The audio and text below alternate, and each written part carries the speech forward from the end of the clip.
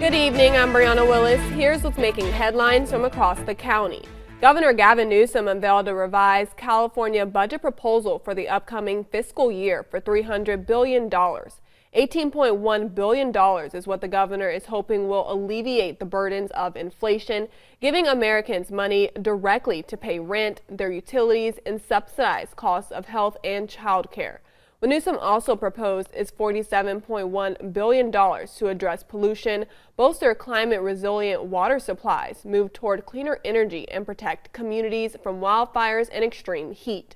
Another $14.7 billion was proposed to help get those experiencing homelessness off the streets and help get those with mental illnesses the services they need.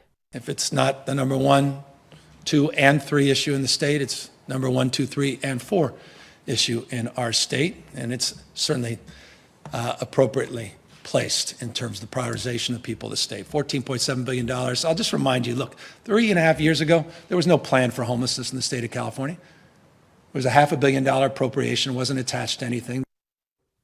Newsom goes on to ask legislatures for $37 billion to rebuild California's infrastructure. That includes housing and a record $128.3 billion to revolutionize public education and $660 million being set aside for public safety efforts.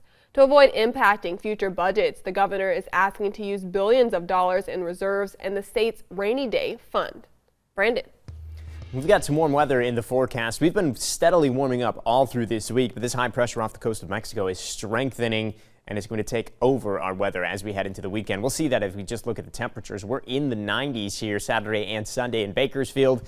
Falling off a bit next week, but it's not really until Friday that we see a substantial drop in those temperatures, lower 80s by Friday. So we do have a little bit of a cool down in sight. Mountain communities will cool down a little bit more as the wind picks up, but overall, looking at a pretty warm week. That's your latest news and weather update. For the latest update anytime, be sure to head to our website, turn223.com.